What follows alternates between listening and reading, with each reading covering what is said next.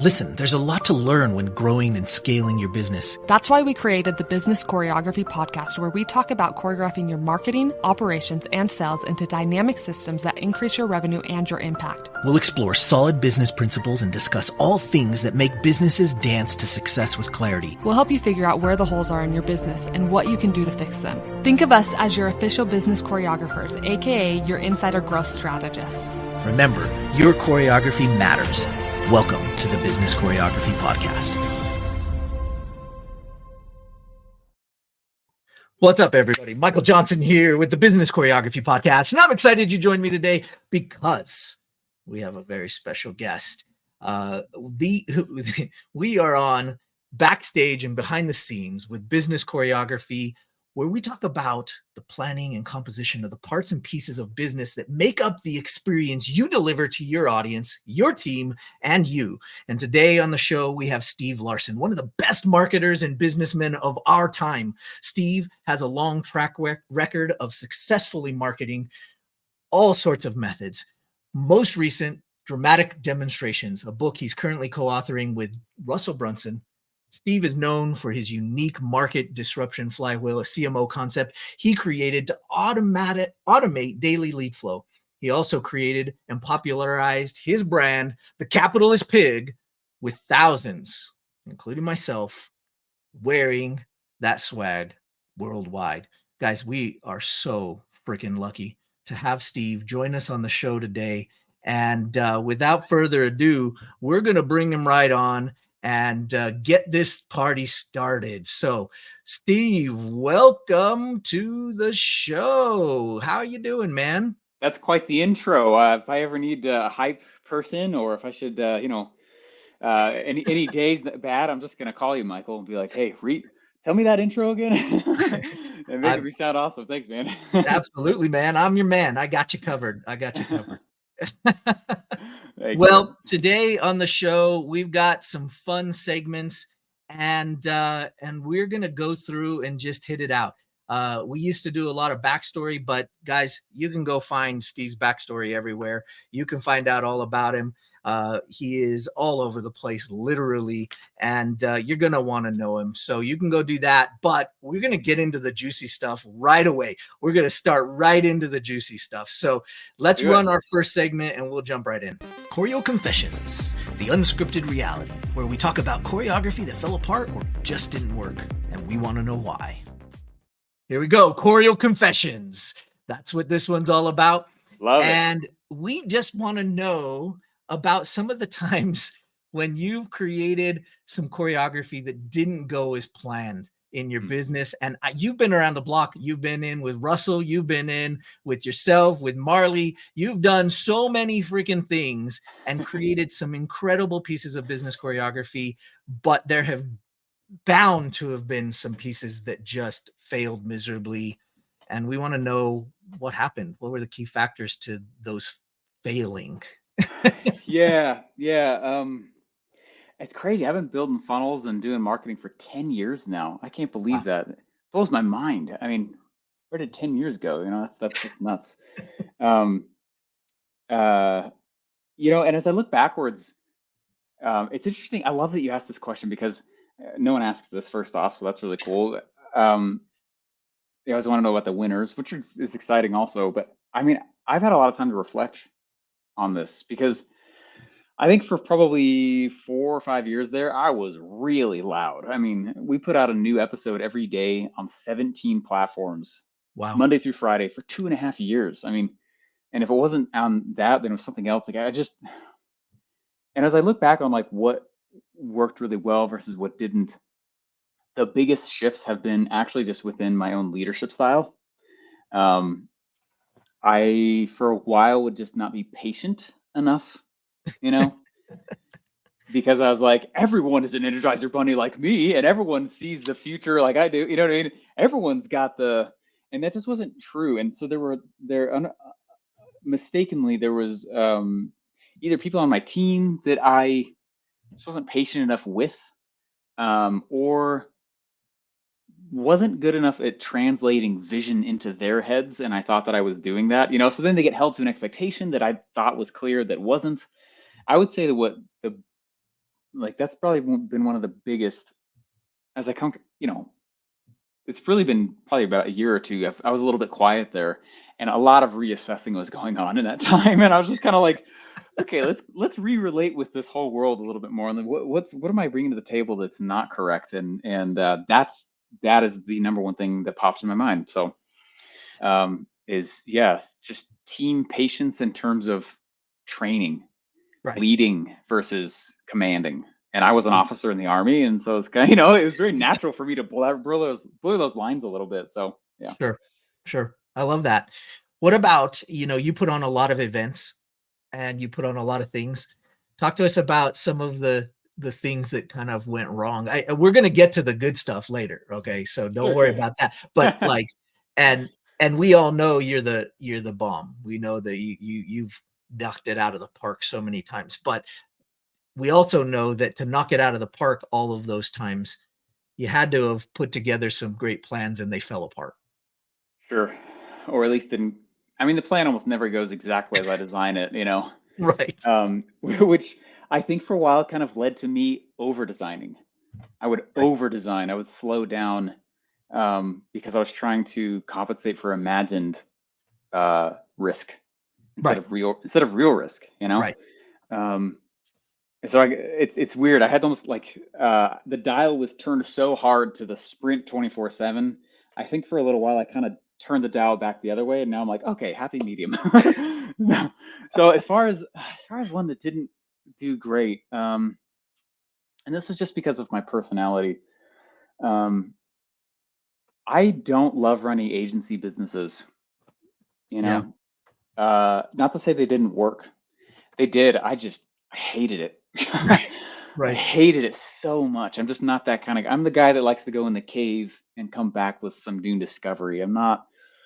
And so, as far as a choreography failure would be not correctly judging the personality that a certain business model takes to run.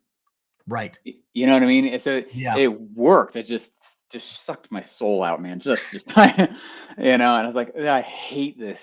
So I'm not that way anymore, but Right. there was a solid year or two there, that man, the choreography, I couldn't even plan anything at that point. I was just very locked up in a creative sense. Yeah.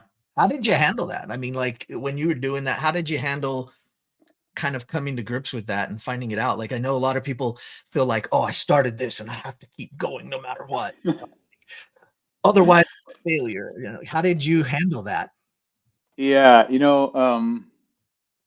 I believe that business is like the best personal development course that you never knew you were enrolling in Right. when you started it. And so there's like you're going after some model and trying to grow that, but you don't realize it's also growing you at the same speed. Sure. And so something takes off really, really fast. Like my career kind of took off really quick, and it was almost a little bit too fast for my internals to handle. And that's really when I started getting to agency business, and my personality didn't fit that really well, or I just didn't like it. And handling it has been um, learning more balance. Yeah. I had a coach tell me about 2 years ago. He's like, Steve, you keep trying to optimize everything in your life, but that's not your problem. I said, well, tell me. That's why I'm paying you. And he goes, your problem is you have a needs problem. He said, I'm going to use your own trick back on you. I was like, what do you mean? He goes, well, whenever someone says they have a traffic problem, you always blow their mind by saying they actually have a messaging issue. There's no such thing as a traffic problem. And I was like, okay, hit me. And he goes, you have a needs problem. You never get your needs met. You think that your own individual needs are like you give yourself the scraps. All of your effort, time, energy, intentions are being dumped into this business, which is cool to some extent, but like it's not a longevity based move. And so he I would say that just to be super real, and I love your questions because this is really raw. Just let it come out. So here we're going there. He's like, dude, you suck at social interaction with people. Like you suck at it. And at the time I was hiring bodyguards every time I would go to Funnel Hacking Live just because I couldn't handle the amount of people. And I'm not that way anymore, but because of Right. him. He said, he said, he said, stop hiding behind those freaking bodyguards. He's like, you are actually keeping away the very thing that's going to unlock the next tier for you, which is human interaction. Right. And he said, the next FHL, don't bring a bodyguard. And I was scared out of my mind. It said not be hiding. Right. And so, yeah, I don't know if I totally answered how, but that's been really the individual journey I've been on to answer that first thing. I love it. All right, let's kick into the second segment here. This one is fun. Current Events Choreo, exploring today's choreography, where we talk about the best piece of choreography in the news or current events. All right, so there's all sorts of things going on in modern day business and with all sorts of people, solopreneurs, whether it's a medium-sized business or corporate, whatever it is. What kind of current events or choreography in business have you seen that you're like, dang, that was good? Like that thing they did was good. Yeah. Wondering what topics are okay. All of them. Okay. Yeah. I mean, our government knows marketing now, so that's interesting. Yeah, it's been fun, hasn't it? Yeah, straight out of the playbook. My gosh. But to sidestep that one, who is the guy? There's a guy that got big. He couldn't get canceled because he knew that he was going to get really, gosh, what's his name? He knew he was going to be really confrontational with his message and very unapologetic. And so what he did is he went to all these. He sold a course to teenagers and said, if you want to make some extra side money, learn how to be a video editor. It's an epic skill set.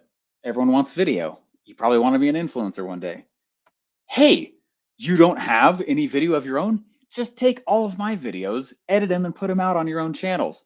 So they couldn't cancel the dude because all these like thousands of teenagers spending like $50 a month to learn video editing, and he's out there on thousands of teenager sites. It's brilliant way to enlist, in a very Trojan horse way. I thought that was mind blowing.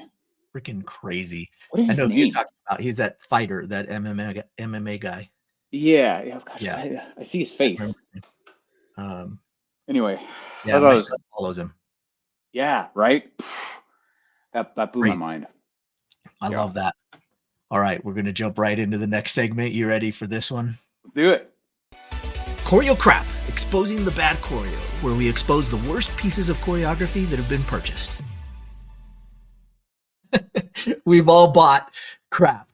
We've all bought business crap.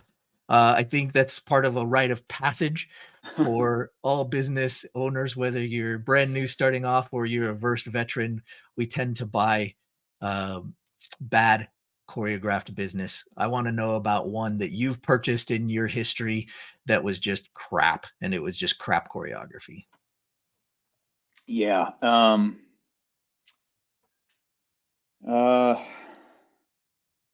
You know what actually, you know what grinds my gears?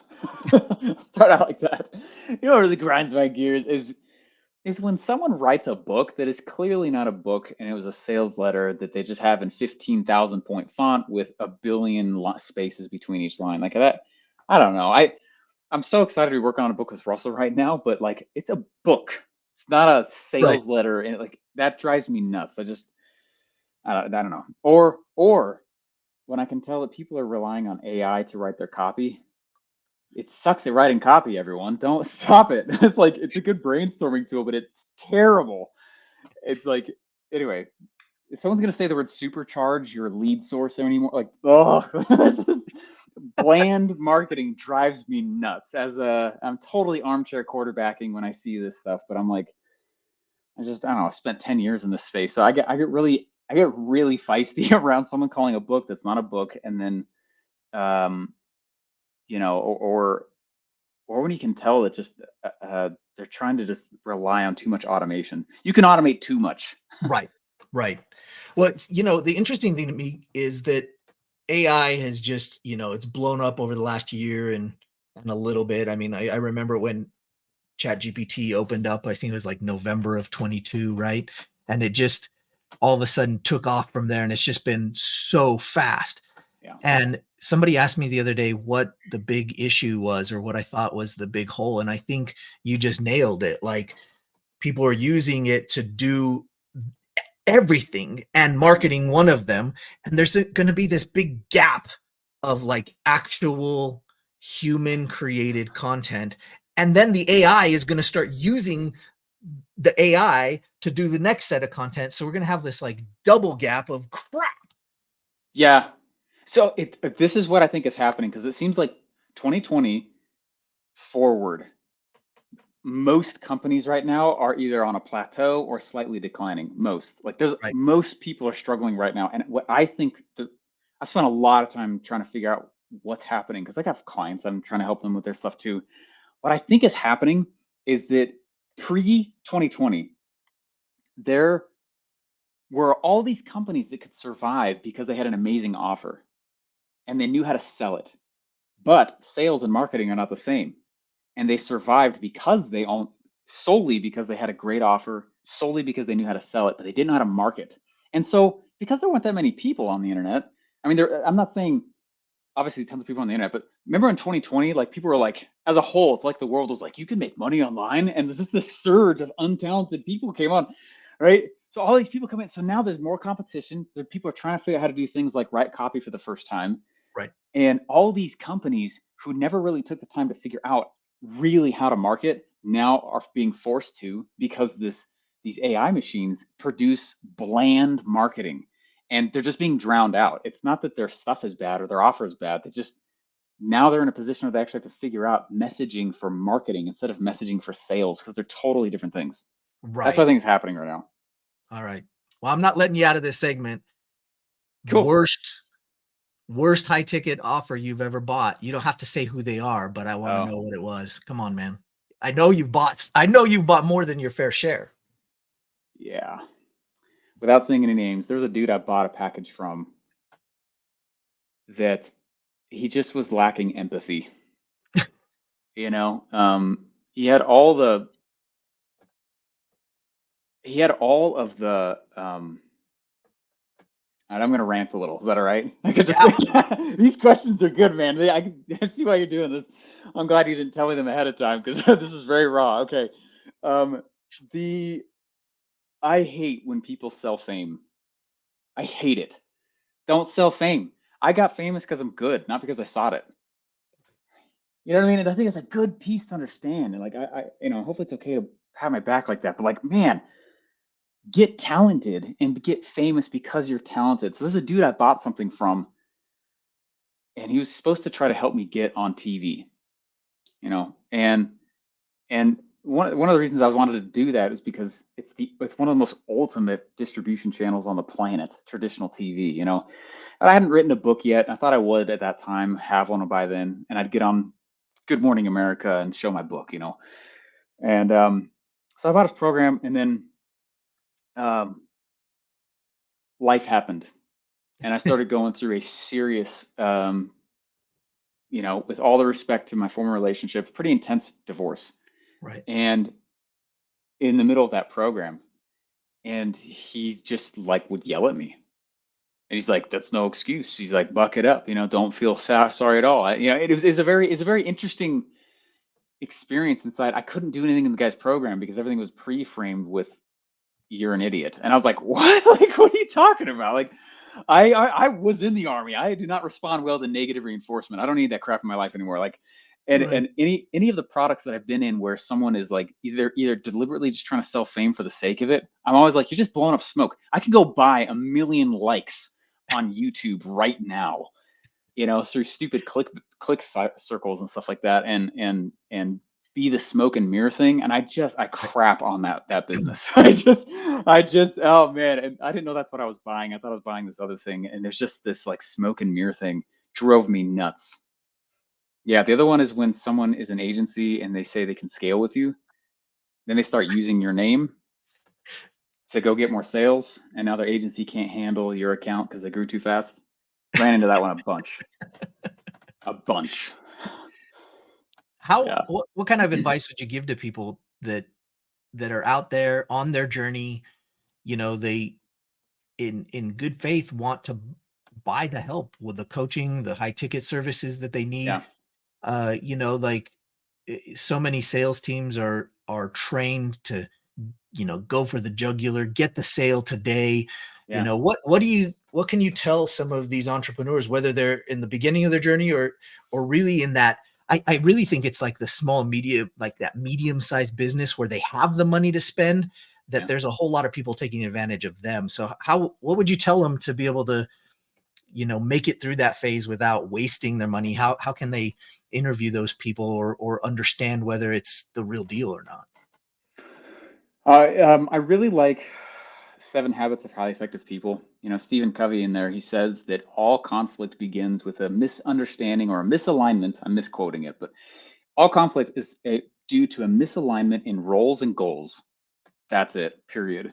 And I think that's a really great way to handle it. And so if you're going to go buy something from someone and it's not really clear what the role is and what the goal is of both parties, throw some red flags. And if it's a high pressure thing, pressure is a terrible driver for decision making. And so if you're gonna,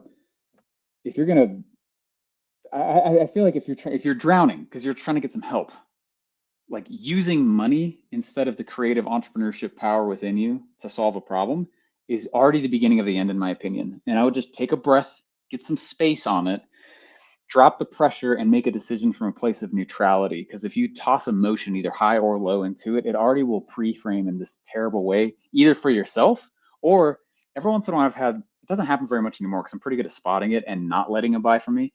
But when someone thinks that I'm going to save them, you know what I mean?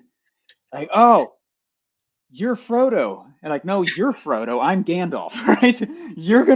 I'm gonna help you do this path, but I can't save you. And I think when if there's a mentality of someone going, I'm gonna buy this thing because I need help, someone needs to save me, it's already the wrong tone to purchase. Right. I love that. My partner and I were having that conversation the other day after getting off of a pitch to us. Sure. And, we got off and I said, no one's coming to save us. We just got to buck up and get this done because, just the way they had presented it was in that way. And it was kind of like they had presented themselves as going to save us. And it like threw my red flag, just like you said. And I was like, you gotta be kidding me. No, you are not coming to save me. I am the only one. I'm the only one that's going to save me. Yeah. And then it creates a codependent relationship in a business setting where it's like, and then what I found that happens too is that, like, if that, for some reason, if it does work out down the line, and I give all the love to this individual I'm thinking of as I say this, but I didn't realize he was codependent on me. I didn't know that. And so he was purchasing a friendship when I was selling him this offer. And I didn't see it. It was probably like 6 years ago, and I was like, man. And so I found that, the offer is a really great way to figure out it's a two-way contract. When that whole phrase, like in college, like the customer is always right, which is garbage. The offer is a two-way agreement. I am not at the 100% win desire of my customer if it's outside the context of the offer I sold them. It's like, yeah. Anyway, I love it. Yeah. All right, let's head into our next segment and our last segment, the most important one. Here we go. CHOREO Confidential, the secret sauce, where we talk about insider secrets that make businesses dance to success. This is so cool. I love it. CHOREO Confidential. This is where we talk about what's going on in your business right now. But I want to know, like everybody else is going to hear, and of course, we want you to promote what you're doing because we love you and we want everybody to know about you. Right. And so I'm sure it's going to come up, but I want to know about the behind the scenes of it. So I'm just going to kind of lead you there. You're writing a book with Russell. How cool is that? I mean, you guys have been friends for ages, partners for ages. You've supported him. He's supported you. I love it. And you've been in the behind the scenes, the staying up all night, doing a funnel that he decided on, and then you had to do it the next day. You have done all of those things, and they require choreography on a funnel. They require choreography for Funnel Hacking Live, for your event, for Offer Launch. There's so much choreography that's going on. And so I want to know about the choreography that's going on right now for dramatic demonstrations, because I know I can see it from the outside, a face value, but I want to know about the guts. I want to know about the funnel. I want to know about the event. I want to know about the value ladder, the offer. I want to know about the back end of what's going on. Please share. Absolutely. When I first started working over at ClickFunnels, I always knew that I was going to go be an entrepreneur on my own one day, and he knew that too. Sure. And very much into the art of the business as much as the business of the business. And when we were working on the first Expert Secrets book, probably like 3 months after I started working there, and so we're ping ponging back and forth on stuff and different concepts, and it's a really fun exercise we've done together a few times. I actually still do it on my own, where we put well, I'll tell you, here's the behind the scenes. Here's what it takes. And I'll kind of tell you how it's the choreograph of it as well. Is that I've learned that it takes longer to identify and get clarity on the problems in our lives than it does to solve them. And so I will spend a long time with a legal notepad trying to get clarity on a question. And it sounds really simple, but it's actually a lot harder than people think to really understand a problem. Right. And so you understand the problem. So what our process was, and what I've done on myself and my own stuff a lot now, is I'll sit down to write I'm like, okay, new book or new project or a new course, something when it's a massive creative endeavor. I'll sit down on the legal pad and I'll just write the problem, and I put it on my floor, kind of at like the top of the room, one side of the room. And then just off the top of my head, I'll start listing out some subtopics, and I start walking through all of my bookshelves with that main question, seeing, oh, that book looks like it would answer it, that one. And so I end up with this huge pile of books on my floor. So I have tons of bookshelves. And then what I do is I spend the next long time rifling. I'm not really reading as much as I am looking for answers, and writing down little quotes. And I start to create these sub segments of the chapters and topics. I'm like, here's some quotes on that topic. Here's some quotes on this one. And then here's some stories. Here's some supporting. Here's a proof. And I staple it, and that becomes a slide deck. That's a speech now, or a chapter in a book. And so that's kind of the back of how we do that. Well, going through that with Russell on these, I knew, and I told him many times, that one day I knew that I would be good enough in order to write one with him, where my name's actually on one of them instead of just brainstorming in the back end. Right. The choreography, though, of what it's taken to do that has been quite the endeavor. And in 2020, I was comparing these stories of rich dead marketers, P.T. Barnum, those guys, and I was sitting there and I started noticing that there's a pattern in how Barnum was using marketing channels to launch products, right? And there's no internet. It's the 1800s. And so I'm like, man, like how cool that you get to study what marketing is without sometimes the crutch of the internet. These guys didn't have the internet. How did they get so rich so fast? It couldn't email, it's like, it's really fascinating to study marketing in that period, because I think it's more pure. It's easier. Otherwise you're like, what time do I post on Facebook? And you can kind of get sucked down those holes thinking that that's marketing. It's not really marketing. Right. It's so anyway, I was dropping something off at Russell's house. He well, never mind. Anyway, side story, doesn't matter. I was dropping something off at his house, and I was like handing him a box of stuff, and I was like, dude, I'm finding some crazy cool crap about Barnum. And I started telling him about it, and my hope was that he would get excited about it, because I knew what I was finding would solve one of the biggest problems that the marketing world is having right now. And he would be the voice that I could write it off the back of to get in front of a lot of people quickly. And just true to how Russell is, it was like 4 to 6 months later, he's mulling, and he messages me and he goes, dude, that was some good stuff. I was like, it's been 6 months since we talked about this, man. Like, you remember it? Like, and he's like, there's no one else I'd want to co-author a book with on rich dead marketers. Do you want to do it? I was like, yeah, I got a ton of research in that phase. But what it's taken to do it has been the hard part. And even though we're friends, I'm very cautious of taking advantage of his status. Sure. Uh, Well, you've been there yourself where other people have tried to do it with you. And so it makes total sense. yeah, so very maybe perhaps too sensitive to it, but so the behind the scenes choreography has been that I had this really deep insight about what a dramatic demonstration is. So we taught it at Funnel Hacking Live one year, 5,000 people. And then it kept bothering me. And to me, this means there's usually like some kind of insight or download coming. Like there's this another piece, another piece. And so I taught it in one of the inner circle groups, mastermind groups. And Russell was like, that's the missing piece. I was like, yeah. And so everyone knows the missing piece was so dramatic demonstration is basically a style of launching your product out there that's so loud you can't not hear about it. And it Right. doesn't need to take a lot of money, but it's not just a loud launch, and that's where people misunderstand it. And there's a pattern on how Barnum would do these is very clear once I got awareness of it.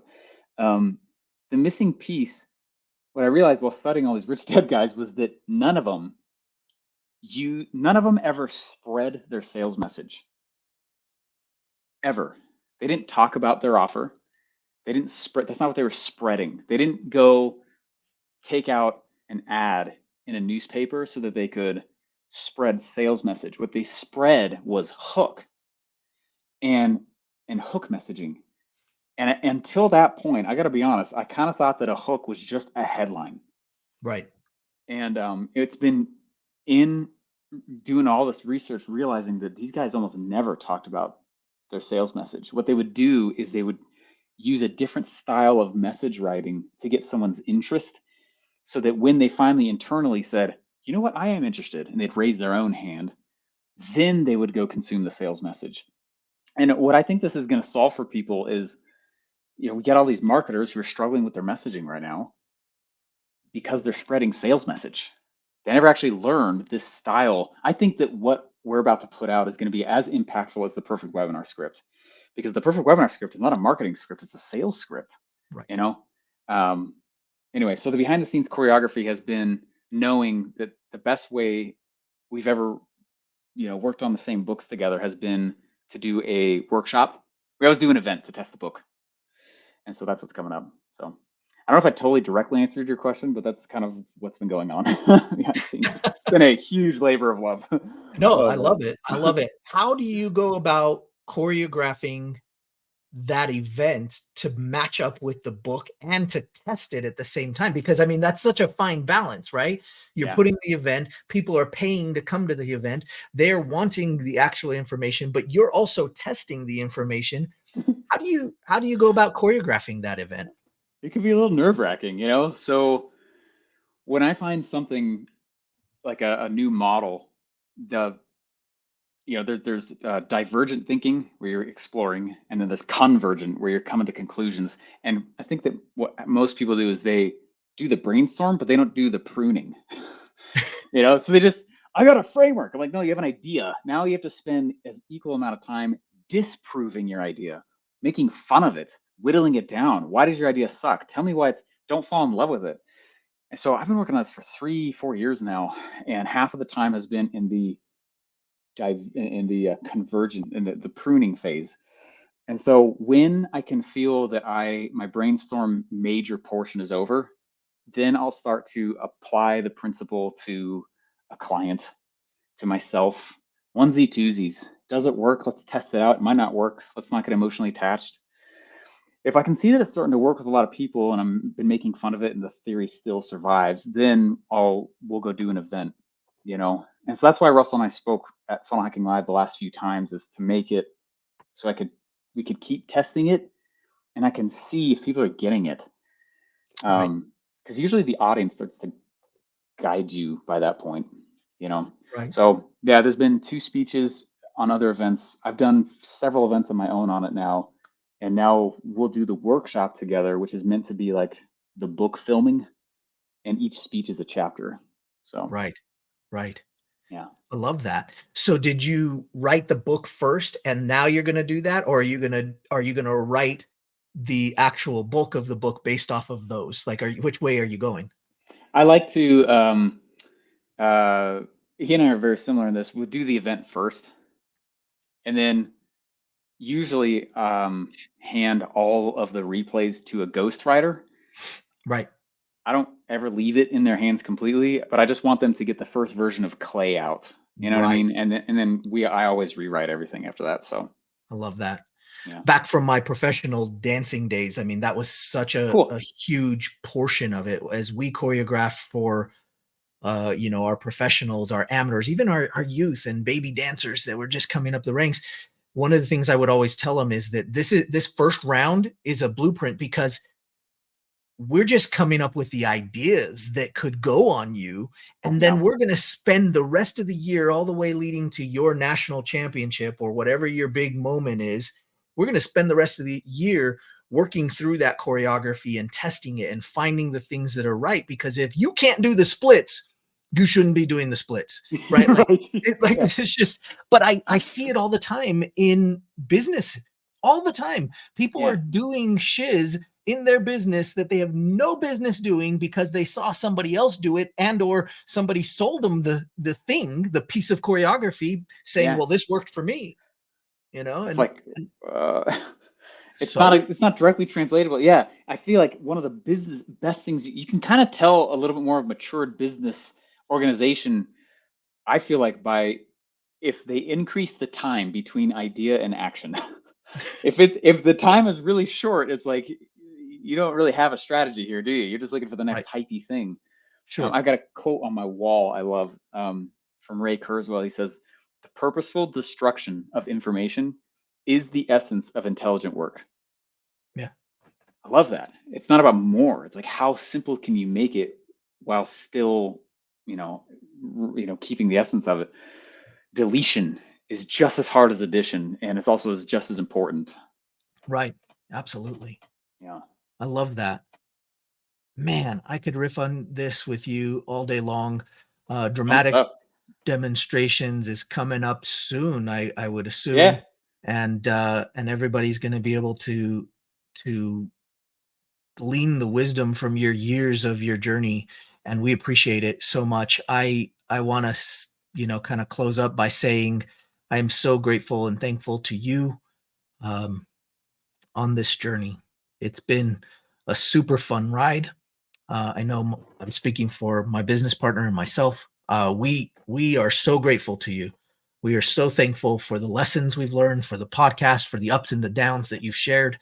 We're so thankful that you have taken on the burden of the work that you do. And I don't think a lot of people understand that. I don't even think that a lot of business owners in their early stages understand and know the burden that you take on as being in the position that you're in.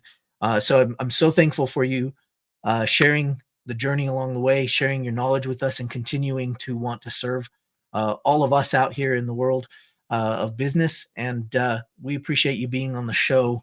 Can you leave us with some last words of wisdom, and then we'll close up? I appreciate that a lot. Means a lot. I have reevaluated my entire business strategy to recognize that I feel like what the next 5 to 10 years that everyone's going to see out of what we're going to do is themed around helping innovators and creatives feel that it's safe enough to continue to create. I think that that's the next move for everybody. It's innovation for the sake of it is, I think, what will pull a lot of us out of the garbage that we're in right now. And if people keep creating, we'll be all right. If they stop, we won't, Right. because we'll continue to pivot around the problems we're all experiencing. And then the problems never end, but if we stop pivoting, the problem will remain. And the same is true in business. And so I wouldn't ever, anyone watching or listening, it's like, if whatever that next problem is, when you're an entrepreneur, you enlisted in a perpetual problem solving seat, right? And so there will always be another problem. But if you change your relationship with the problem, where there's no reflection of self worth and there's no, you're not looking at the time or comparing how fast someone else did this thing, and you start, let me go solve this problem. Half of those problems are showing up just to grow you, right? And so change the relationship with the problems, keep creating, and recognize that, it drops the internal pressure. I think there's a lot of pressure our world feels that you gotta be on stage, get the next award, do the next thing. And it's like, that's cool, but I've been there, done that. It's kind of, it really does not lead very far. You know, it's a short road. And so the Right. longer road is to fall in love with innovating, fall in love with your customer, or fall in love. If you don't love your customer, change them, Right. change your business, you know? Right. So anyway, I appreciate it. Thanks for having me on here, man. Really appreciate it. And thanks for your Absolutely. words as well. Absolutely. Listen, guys, business choreography is what makes up your show. You might have a one-man band, a crazy circus, or a finely tuned ceremony, but no matter what, if it's working, there's choreography behind it. If it's not, there probably isn't. So remember, it's your show. If you don't choreograph it, it's gonna suck. Until next time, keep choreographing your business. We'll see you on the next episode. Thanks. Thanks for joining us today. Want more business choreography? Check out our website at bizchoreo.com to find out more. And find out how the choreography for your marketing, operations, and sales can raise your revenue and create more impact. Remember, every business needs choreography.